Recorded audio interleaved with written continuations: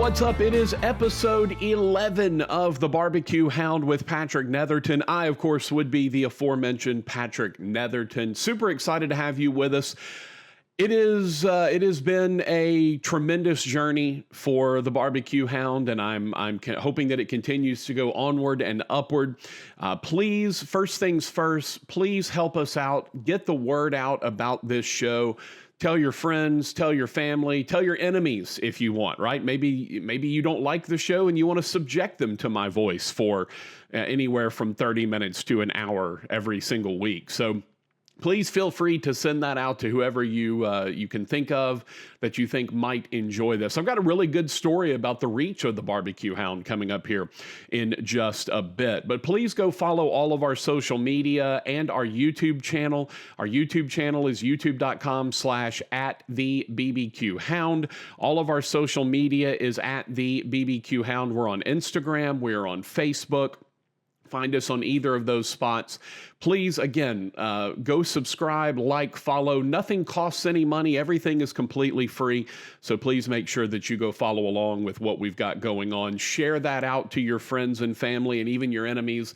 Let them know that this is available for them. I was laughing, and you'll hear about this in the smoke. I actually had a comment from a different barbecue podcaster, and he was talking about the show. And I said, I approach this from a different way. Most of the people that have barbecue podcasts are either barbecue cooks or barbecue critics or barbecue judges or whatever the case may be that sort of show up into the broadcasting realm. Their expertise is on the barbecue side. I come from the exact opposite way. I am a broadcasting guy who dabbles in barbecue and judging and that sort of stuff. So my expertise is way more on the broadcast side than it is the barbecue side. And so I come at it from a little bit of a different perspective. But again, we're having a lot of fun doing this. I'm getting to make some trips. That's what today's show is going to be all about, getting to go down to Houston. I got to hit 5 of the Texas Monthly Top 50 spots in Houston. I only missed 2 in the greater Houston area. We will get to those eventually, but we did hit 5 of them. That's what the majority of this show is going to be about. But again, if you want to be involved in the show, follow along on social media, Facebook and Instagram, follow our YouTube channel. Please make sure that you interact with us, right? We have the smoke every week where we give you listener and viewer comments. That'll be coming up a little bit later in today's show. Make sure that you are sending in your thoughts on whatever we've got going on our Instagram page, our Facebook feed, or our YouTube channel as well. So go find any of those, and you perhaps will be in an episode upcoming. Also, if you want to comment, you can text or leave a voicemail. We can play those. That is 318-657-0HAM, 318-657-0426. Hit us up there, or you can email us. The email address is patrick@thebbqhound.com. So find us in any of those places, and then please don't forget to share out. Let's continue to grow this page. All right, so I had a weekend off. So for those that don't know, my quote-unquote day job is I am the play-by-play announcer for Northwestern State broadcasts on ESPN+, but I only do home games. So we produce an ESPN broadcast every time there's a home game. I had a volleyball match the night before this came out on Thursday, volleyball match the previous night. So I do volleyball in the fall. I do football in the fall. Well, football was on the road at Houston Christian. And if you don't know the Huskies, they are a team that's coming up from the Division II ranks. They've made their way into Division I. You may know them as the team whose football stadium is right next to a CVS. Basically, at their football stadium, there's no visiting sidelines. Everyone is on the home side. There's only one set of grandstands. The visiting sideline is just players and then a fence. And then on the north side of their field, behind the visitor sideline, is the field house and the weight room for the football team. And on the south side of the visitor sideline behind the fence is a CVS pharmacy.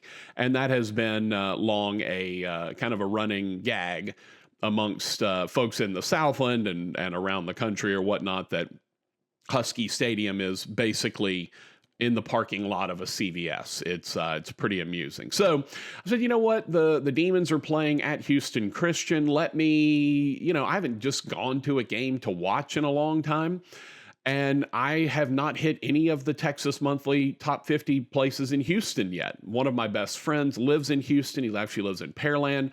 Thought this is a perfect opportunity. So I hatched a plan. I would stay north of town by the airport. For those that don't know Houston, there are two airports. Hobby is down at the south. That's where Southwest flies out of mostly. And then in the north is Bush International Airport. And that is, again, the north side of town. And since I was coming from Shreveport, coming south, I didn't want to go all the way down south of Houston proper if I could help it. So I decided to go ahead and stay on the north side of town. Got a nice cheap hotel. I was at Hampton Inn. It was cheap in price, but not cheap in quality. Hampton Inn right there by the airport. And what I figured is, as I sort of mapped out my plan, well, being on the north side of town, Spring was right there, an easy drive, like 10, 12, 15 miles. So I could go and hit the two in Spring, Corkscrew, which is right there in Spring, and Rosemeyer. I could get both of those. And then I could hit the two in Montgomery, which is about 40 miles north of where I was. Montgomery is one of those you got to kind of want to get there. It's Lake Conroe, which is a huge tourist destination, but it's not necessarily along the beaten path, if you will. So I was like, you know what, while I'm here and I'm on the north side of town, plus both the places in Montgomery, Bar-A, BBQ, and Jennings are both open on Sundays, which is not always the case. So I said, you know what, this is perfect. Got a plan formulating. I'm going to hit the two in Spring, and then I'm going to hit the two in Montgomery on the way out of town on Sunday. In between, I'll go see Northwestern State and Houston Christian. So the plan is formulating. At this point, I'm going to knock off 4 barbecue joints in the top 50, get my stamps, and continue rocking and rolling on. Give out some stickers. For those that don't know, I do have stickers. The BBQ Hound does have a batch of stickers. If anybody wants one, let me know. I'll be happy to maybe send you one. But anyway, we got the BBQ Hound stickers, and I like to give them out as I go along. People put them up on, most of the barbecue joints have a big wall of stickers, which I need to actually get because in my travels, I've started picking up a lot of stickers, and I need to figure out where to put all of them. So I have the plan in place. I'm ready to go. I take off and I'm headed down to Houston. Well, I get down there on Friday. I leave out early in the morning on Friday so I can hit one of, if not both of the places in Spring, either Corkscrew or Rosemeyer. I can hit those for lunch and maybe both of them. But I definitely need to hit one of them for lunch. Well, as I started planning with my crew that's coming in from Northwestern State, what we realized is that they wanted to hit a barbecue place for their pregame meal on Saturday, and they're coming down from Louisiana, from Natchitoches. So I thought, you know what, why not? Let's do Rosemeyer on Saturday as our lunch. Great. So we'll do Corkscrew for Friday lunch, Rosemeyer for Saturday lunch, and then I'll hit Bar-A and Jennings on the way home on Sunday. Plan is great. There's a wild card coming in just a moment. We'll talk about that in a second. So I drive down Friday morning. I get to Corkscrew about 12:30 or so. The line is wrapped around the building, but it was shaded, and it was actually very pleasant outside. It was not super hot, a very pleasant afternoon, and so got to just chill and relax, get through the line. Corkscrew is one of those places that not only has a Texas Monthly Top 50 ranking, but it also has a Michelin star, which is a terrific recognition of what they're doing at Corkscrew. So you go in with very high expectations. I'd been to Corkscrew years and years ago on my way out of town one time in Houston and didn't have a huge recollection of it. Remembered it being good, didn't remember anything else about it. So we get in line, and of course I'm about, 6, 7 people from the front at this point, and they come out and they scratch off ribs. I'm like, well, they must have had some serious ribs pre-ordered, or people coming in and buying whole racks at a time, because it would be shocking to me that they would be out of ribs at 1:00 in the afternoon. So they obviously had some very serious rib run going on. People coming in buying probably 4, 5, 6, 10 racks at a time, whatever, which is fine. They, they need to sell their stuff. But I was disappointed I wasn't going to get to try the ribs. Everything else held up. I got to the counter, got myself a tremendous spread. If you haven't seen any of these spreads, they're all available on either my Facebook page or my Instagram page. Again, that's at the BBQ Hound. I've got pictures of everything. Please feel free to go and check them out. So I get my platter for Corkscrew. Everything was very, very good. And it was obvious why Corkscrew had its Michelin star, because everything was good and everything was, you could tell, just incredibly solid. Now, I am not a pulled pork guy. But on the recommendation of Daniel Vaughn and the Texas Monthly Top 50, they said, hey, make sure you don't skip out on the pulled pork at Corkscrew. I was like, okay, I'm not a pulled pork guy, but I'll do it. And that was the best pulled pork I've ever had. It was absolutely incredible, had a really nice spice to it and a really good bite. I was incredibly impressed. The brisket was just so solid. It was simple. It was very salt, pepper, very umami, very unctuous. It was not there was nothing tricky in that brisket at all. It was absolutely fantastic. Then I got the mac and cheese and the beans, and I got both of their types of sausage. Sausage was good, no problems. Mac and cheese, very solid. The beans were incredible. They're not the best beans I've ever had. Those are still at Riverport Barbecue in Jefferson, Texas, up in the northeast pocket of Texas. But the beans were really good. Had a nice tang. I like a baked bean. I don't like pinto beans. Technically, I'll eat them, but I like a baked bean that's got a little bit of kick to it, a little bit of spice, a little of that tanginess. And that was exactly what they had. And then arguably my favorite part of going to Corkscrew was they had the fake sodas, right? One of my favorite things is the fake cane, sugar, whatever sodas, because they can't name them. Look, I'm a Diet Coke fiend. I'll tell you about in a second. Bar-A had a shirt that said Post Oak and Diet Coke, which they didn't have in a 3X, and I'm so disappointed because that is my shirt right there. Basically barbecue and Diet Coke. Unfortunately, they didn't have any in my size. But I go and they have at Corkscrew the fake Coke. It's real sugar soda is what it's called. And so they had a Diet Cola as opposed to a Diet Coke. I got a liter of cola, whatever, for those of you that enjoy the Super Troopers. And I got, a liter of soda. I basically just got the Diet Cola is what it amounts to. And then they had their Dr. Pepper knockoff, and I'm going to show this. I'll try to share this with you here. Hopefully you can see it if you're watching on the YouTube channel. But their version of the Dr. Pepper was called Dr. Doctor, DRDOCTOR. So the abbreviation followed by the actual name.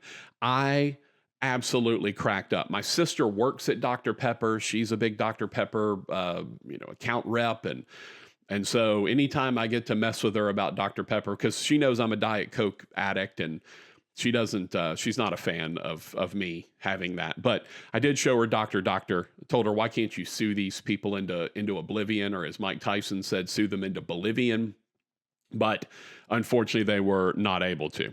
All right, so I had my Corkscrew meal. Everything was good. And then my buddy Jeff hollers at me. My name is Jeff, if any of you seen that movie. So Jeff hollers at me, and he's like, hey, since you're in town and you're looking to knock off some Texas Monthly places, why don't we hit Truth tonight? Because Truth in Houston does a dinner service from 5 to 8. And I'm like, well, so I ordered a little bit less at Corkscrew because I knew I'd be eating a little bit, I'd be eating again. Typically when I eat barbecue, I usually eat one place, I eat one meal, and then I eat very light for dinner. It's kind of how I do my life anyway. Eat a lot for lunch, a little bit less for dinner. So Jeff hits me up, says, hey, let's do Truth for dinner. It's open 5 to 8. Let's do it. I'm like, all right, cool. So I get back to the hotel. I almost fall asleep after eating Corkscrew. I get up, I drive into town, into Houston to Truth Barbecue. And I'll tell you this, I have stood in the regular Saturday lunch line at Truth Barbecue. And when I tell you that if you really want to hit Truth, go at dinner. It is so much easier. I got there at like 4:45. Again, they open at 5. I got there at 4:45. I was 15th in line. When I got there at 10 o'clock on a Saturday, I was 70th in line, right? The line was already wrapped around multiple times. I got there, I was 15th in line. It went really smoothly. To get to through the food, the cash register was, there were some issues going on there, but we got through it, and gave them a sticker, and they gave me a sticker. So we took care of that. So yeah, my first day, Corkscrew and Truth. I'll tell you a little more about Truth in a second, but we got a Corkscrew barbecue sticker, and we got a Truth barbecue sticker. And both of those will be going up. I got to figure out if anybody has any ideas on how to display stickers, my barbecue stickers. I'd love it. I have a Yeti cooler that has stickers all over it, but I'd really like something that I could display in my background here with all of my stickers on it. But anyway, that's neither here nor there. So Truth, we get down, we get seated. We got a couple of the different sides. They had the corn pudding basically, which was exceptional. I love a side that's got a complexity to it. It was that sweetness of the corn to go along with the rest of the dish. We got the hash brown casserole, which had a great spice to it and a good kick to it. We ended up with, we go with the ribs, the brisket, the sausage, 3 different sides. And I will tell you, that is a fantastic rib. That's one of the best ribs I've ever eaten anywhere. It was really, really good. Very, very solid. Again, the mac was good. The corn pudding was good. The hash brown casserole was good. All of that was tremendous. The brisket was fantastic. The sauces were good. They've got a bevy of sauces. They have your regular type of, red sauce, if you will. They've got a mustard-based sauce, which was quality, and they've got an Alabama white sauce, especially for chicken. If you've ever been to Alabama to eat any of those places like Big Bob Gibson, you know that you typically want to put that on chicken. We didn't have any chicken. So I skipped the white sauce, tried a little bit of it. It was fine. I'm not usually a huge fan of the Alabama white sauce. So great rib, great brisket. Sides were amazing. Banana pudding, one of the best I've ever had. It was creamy. It didn't have too many bananas in it, which I'm weirdly, I don't like a banana pudding with a lot of bananas in it, but it was incredibly solid. Got my stamp. Appreciate the folks at Truth Barbecue. They were awesome. Then I knew I was going to hit Rosemeyer in Spring for lunch on Saturday before the Northwestern State football game. So I get up, I go, I drive, I get to Rosemeyer, which is in a small trailer in a little kind of wooded area right off of, I believe it's one of the tollways. So you get in there, and I was lucky. I got there at 10:30. Obviously, they open at 11, maybe 10:15, 10:30, something like that. There wasn't a huge line. Everyone was kind of sitting in their cars. Then everyone got out, and I saw the folks from Rosemeyer walking around. And I was like, well, let's kind of just see what's going on. So I get out, I get in line. I luckily had a hat in my truck because I burn easily. But I had a hat in my truck, so I was able to not have to worry about that. And I get in line. I'm waiting in line, and I see Ben Maxwell, who it's hard to miss. He's a ginger. They actually his handle on Instagram is the Brisket Ginger, which makes sense. So I see Ben Maxwell, and he's loading up, he's lining the trash cans. He's putting trash bags in trash cans out there. And I mentioned that I had kind of a cool interaction, and this is the cool interaction that I had, because look, this show is 11 episodes deep.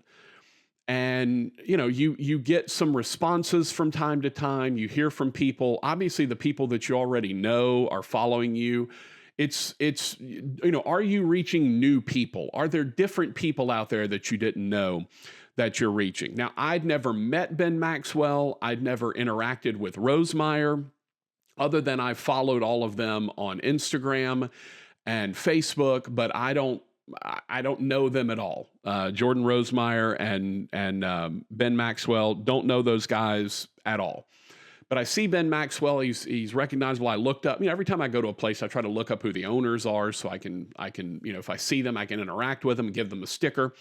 So I go up to him and I shake his hand. I'm like, hey, I'm Patrick Netherton, and I wanted to give you a sticker. So I hand him my BBQ Hound sticker, and he goes, man, I listened to your show, and I'm in the media business. I've been in the media business for a long time. We are driven by, to some degree, external validation. You have to have an incredibly thick skin to be in the media business, period. But it helps when people recognize you. And again, I had never met Ben Maxwell. I didn't know Ben Maxwell. I just went up and introduced myself and wanted to give him a sticker. And him saying, hey, I've watched your show, I've listened to your show, was such a cool moment for me. It was such a validation for me that, yeah, this thing is getting out to people. People are responding to it. That's why I do it. I want people to enjoy it, right? When we talk to pitmasters and we talk about our adventures, I want people to enjoy it, to maybe learn something along the way, whatever the case. Ben Maxwell saying, hey, I've heard your show, when he and I had never had any interaction, we were not friends, was such a huge deal for me and such a validation of what I'm doing. So I just want to say to Ben, thank you. He will be a guest on the show coming up here before too long. He also introduced me to Jordan Rosemeyer. We got to chat for a bit, got to take a bunch of pictures with everyone, which is awesome. And then my crew shows up, and we got a lot, right? We got their big platter, and that had a little bit of everything on it. And then we added some extra ribs. We added some extra brisket. It came with brisket, ribs, sausage, one link of each of their sausages, some pork belly burn ends, turkey, and then I believe 4 sides, plus obviously sauces and bread and whatnot. So we ordered on top of that additional brisket and additional ribs. Obviously, if you know me, if you've heard me, my favorite bite of my life still is the pork belly burnt end, the bacon burnt end at Heim in Fort Worth. That's still my favorite #1 bite. I will tell you, Rosemeyer's pork belly burnt end is on the list, right? It's in consideration. I could have sat down and just eaten 4 or 5 of those pork belly burnt ends. They were exceptional. One of the best single bites of barbecue that I've ever eaten. Was unbelievable. The sausage was all good. The turkey, again, I keep telling people all the time, if you're sleeping on the turkey at a terrific, I also forgot to mention they did have pulled pork on the platter as well. If you're sleeping on turkey at a fantastic barbecue restaurant, you're missing out, man. Smoked turkey, when it's done right, is so juicy. Usually you think of turkey being dry.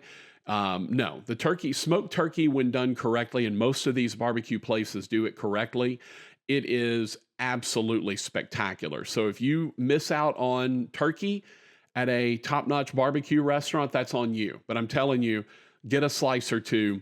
It will absolutely change how you view turkey. I will never go and anytime I'm doing Thanksgiving, I'm picking up a smoked turkey from somewhere, and that's what we're having for Thanksgiving, is smoked turkey from a barbecue place. We're not picking up turkey from anywhere else. But the ribs were really good. The brisket was fantastic. All of the sides were great. I'm not a huge potato salad guy, but I was told they were good. The mac was really good. That mustard sauce that they have both a regular kind of red sauce, and they have a mustard sauce. The red sauce was interesting. It had a really interesting tang to it that we were all struggling to figure out. And I think it was a little bit of vinegar that was in there. It was really good. But the mustard sauce was maybe my favorite mustard sauce I've ever eaten. It was exceptional. The perfect tang, according to Ben, he said, I think he said they use 5 different types of mustard in the sauce, which is wild. And it is so good. It is really well done. Everything there was good. But we have to talk about the ice cream. The ice cream was the best dessert I've ever had. Period. Every month they do 3 ice creams. They make them they make them in-house, if you will. I was like, are these ice cream, this is homemade? He goes, yeah. I go, I need to visit that home, please. It was called the Moist and Milky. It was sweet cream, condensed milk ribbons, whipped cream, cake, and cinnamon sugar. And it was just, it was a bit of a sugar bomb you get, but the cake gave you a little bit of texture. The cinnamon gave you a little bit of a bite. That ice cream was, I could have bathed in that stuff. And I could have just eaten a whole tub of that. I'm actually a little bit disappointed that I ordered the small and not the large, but as much food as we'd eaten, probably better off getting the small, not the large. All right, so that finished out our first 3 places. Went to the Northwestern State Houston Christian game. That was a lot of fun. It was a very exciting game. Glad I got to go see it. Glad that the Demons they're the youngest team in America, so glad to see them being able to be competitive. Then I finished it off. I got up on Sunday, drove to Montgomery, went to Bar-A in Montgomery, which, again, just exceptional. I'm just telling you, the top 50 places, by and large, I think in the last 2 lists, maybe the last 3 lists that I've gotten to do. And again, I've not been this deep. I'm 13 deep now in this list. I've only been like 8 or 9 on the other ones. I'm planning on getting the whole top 50 done, and I'm planning on having all top 50 chefs here on Pitmasters here on the show at some point. But I just want to tell you, every one of these platters was can't miss. Everything on the platter was terrific. I did not have anything that I would consider a bad bite on any of these platters. Corkscrew, Truth, Rosemeyer, Bar-A, and Jennings.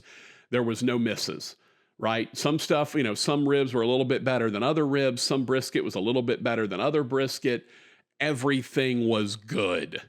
And that's so hard to do. And I was so incredibly impressed by that. So I go to Bar-A, not a very long line, which was good. It was in the shade. Again, very pleasant for being in South Texas. And I got they had a platter, and I went ahead and got that. A little bit of everything. A couple of ribs, a couple of slices of turkey, a couple of slices of brisket, pulled pork, 2 types of sausage, then a couple of sides, which I got, which were fantastic. They were out of mac and cheese, unfortunately. And then a couple of desserts. They had a tallow cookie, like a beef tallow cookie, so a cookie that was baked, or they used tallow instead of oil, so it had a cool little tang to it. And then I got a cookies and cream whipped dessert, which was also really good.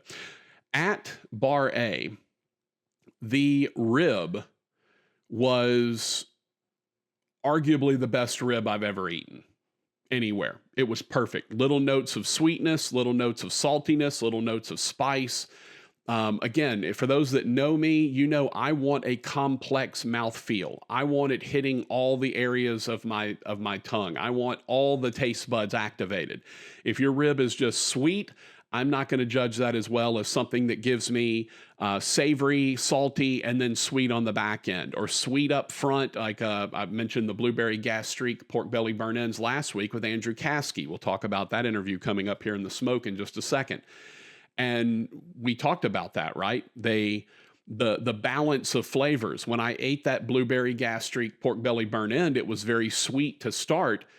And then as that pork belly broke down, that bacon and that saltiness came out, and it balanced it out. Well, these ribs from Bar-A were incredibly balanced. I was so impressed with what they did. And I got to meet Caleb Abercrombie, who was sporting his Oklahoma hat, his OU hat. This was the day after the Red River, what we all refer to as the Red River Shootout. I think it's now the Red River Rivalry or something. Texas and OU. Texas kind of dominated that game. And unfortunately for Caleb, he was still sporting his OU hat. So God bless him. He was sticking up for his Sooners. Also, another really good mustard sauce at Bar-A. And the second time or the third time that I've seen the little fans, I ate outside under the trees, and there, of course, are a lot of flies. You're around trees, there's going to be flies. But they have these little fans they're like little plastic blades, and they just spin really kind of lazily, but they spin really low because they're basically just keeping the flies away from your food. Really cool invention. First saw them when I was in San Antonio. Had not seen them before that. And I didn't really even know what they were when I was in San Antonio. Saw some people using them, figured it out. Then I got to use it at Bar-A. So I ate a little bit more than I wanted to at Bar-A, and that set me up for my final trip to Jennings in Montgomery, just a few miles away, a small food truck right next to a gas station. And man, it was awesome. I was incredibly impressed. I was not super hungry at that point. So I got a couple of ribs. I got a couple of slices of brisket. I got some sausage. I basically just ended up getting the 3-meat plate, and a couple of sides were included in that. And let me tell you something. I didn't go in with just amazing expectations. I didn't know what to expect. It's obviously a top 50 spot, and they blew me away. It's a father-son team, Josh and Gary Jennings. They were both in the truck working. That's really cool. It was so neat. I got to give them a sticker. They mentioned that they had seen me follow them on Instagram earlier, and we're gonna put the sticker up or whatever. So if you see a BBQ Hound sticker somewhere when you go to one of these Texas Monthly Top 50 joints, be sure to tell them that you've heard the show and you enjoy the show. I will say this, right? Again, as all of these places, incredibly solid platter. The ribs were terrific. The brisket was really good. I liked their sauce a lot. Didn't really enjoy their regular kind of red sauce, if you will. But they had a mac and cheese, which I didn't ask after the fact, and I really probably should have.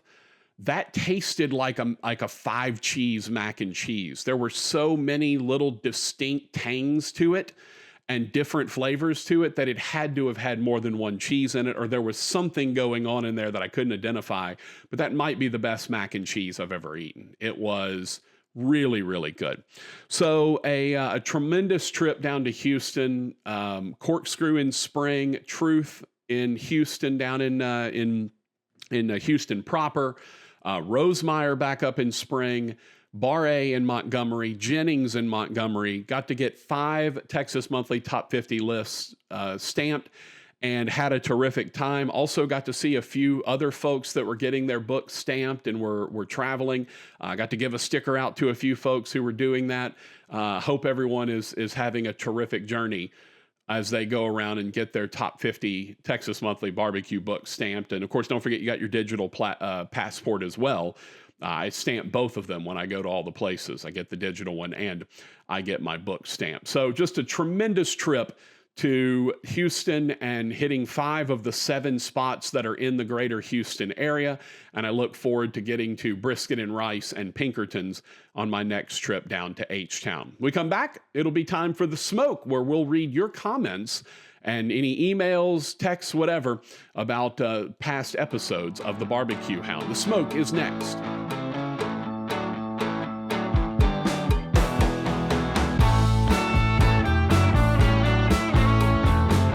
Welcome back to The BBQ Hound with Patrick Netherton. It's time for The Smoke, where we get your comments from listeners, viewers, whether you want to email Patrick at thebbqhound.com, or if you want to hit us up via text or voicemail, 318-657-0HAM, 318-657-0426, or feel free to comment on our YouTube channel, on any of our videos there. Comment on our Facebook page or the Instagram page. Last week was Andrew Caskey, the owner of Bad Wolf Barbecue in Ruston. We were talking a lot about having to educate the Ruston, Louisiana, the more rural Louisiana, and even just Louisiana in general barbecue audience and population about how a barbecue restaurant in a Texas style is done. And we had some comments on that, mostly on our Instagram page. First, though, Jeff, my buddy Jeff, who I was with down in Houston, wanted to know if he could get Andrew's Spotify link because he had his drum set in the background. If you didn't catch the video portion of our interview with Andrew Caskey, he did have his drum set sitting in the background. Now for some comments on the video itself. Robbie said 100% the best barbecue, talking about Bad Wolf. Jessica said the best barbecue in Louisiana, fire emoji. Ethan responded with 100% agree. Silas said, we still struggle with this mindset. Again, talking about Louisiana people wanting to have plates as opposed to ordering by the pound, and not really understanding the concept of being open until sold out, that sort of thing. Silas said, we still struggle with this mindset and eventually broke down as well and started doing plates. But yes, praise the Lord for those loyal customers that learned our way of how we wanted to feed them Texas-style barbecue with Louisiana flair. And Bad Wolf responded to that and said, I'm finally back to ordering by the pound now, but we still get people that ask weekly for plates. We have to explain to them how to build the plate for them. So yeah, same kind of concept of doing the plates, but doing it in more of a build it yourself type of fashion instead of just going with the plate itself. Again, don't forget, if you want to be involved with the smoke, please feel free to send us text, voicemails, comment on any of our social media posts. We're going to have a bunch. We had a bunch of comments on all the posts from the Houston barbecue trip. We'll get to all of those coming up next week. More Pitmasters to come, as always, as we're going to get through all the top 50 and all around the country as well, and hopefully around the world. We may be getting some guys from Australia before too long, so I'm very much looking forward to that. So this has been this week's episode of The BBQ Hound with Patrick Netherton. Please comment, like, share, follow, tell all your friends, and let's continue to help make this thing grow. We will see you next week.